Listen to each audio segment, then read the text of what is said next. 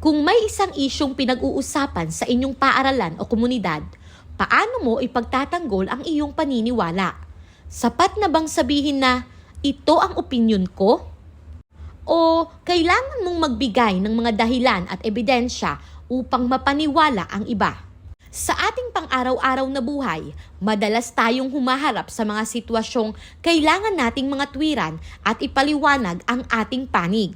At dito pumapasok ang tekstong argumentatibo. Sa araling ito, ating tatalakayin kung ano ang tekstong argumentatibo, ang mga katangian nito at kung paano ito ginagamit sa iba't ibang sulatin at usapin sa lipunan.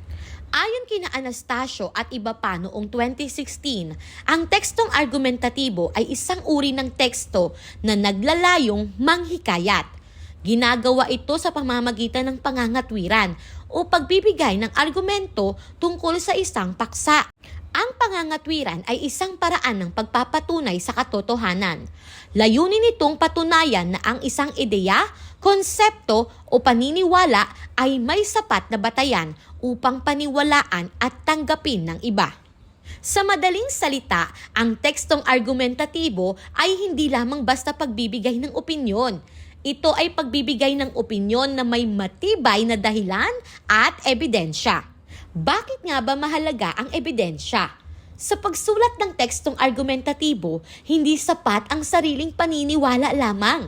Kinakailangan ang masusi at maingat na pagkalap ng datos at ebidensya. Kapag may sapat na ebidensya, nagiging mas kapanipaniwala ang argumento ng manunulat. Dahil dito, mas nagiging matatag ang kanyang posisyon sa isang usapin.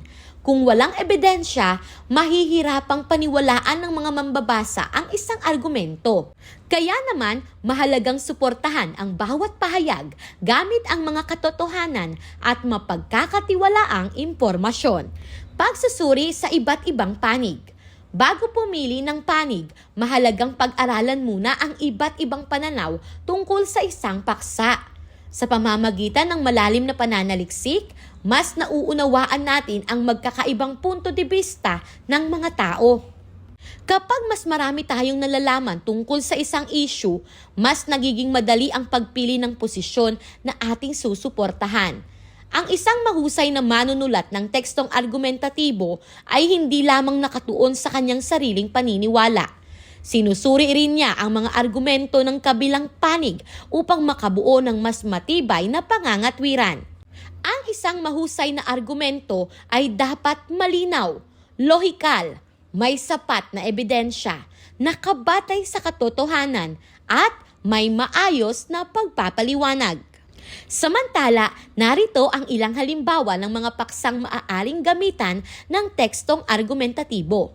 Una, dapat bang ipagpatuloy ang programang K-12? Pangalawa, dapat bang aprubahan ang divorce bill sa Pilipinas? At pangatlo, dapat bang higpitan ang pagpasok ng mga dayuhan sa panahon ng pandemya? Sa mga ganitong usapin, maaaring magkaroon ng panig na pabor at di pabor. Mahalaga lamang na suportahan ang anumang paninindigan gamit ang mga makatotohanang impormasyon. Sa kabuuan, ang tekstong argumentatibo ay isang uri ng teksto na naglalayong manghikayat sa pamamagitan ng lohikal na pangangatwiran. Hindi sapat ang simpleng opinyon lamang.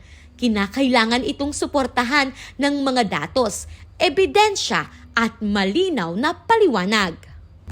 Sa panahon ngayon kung saan napakaraming impormasyon ang ating nakikita at nababasa, mahalagang matutunan natin kung paano magsuri, magbigay ng matibay na argumento at magpahayag ng makabuluhang paninindigan.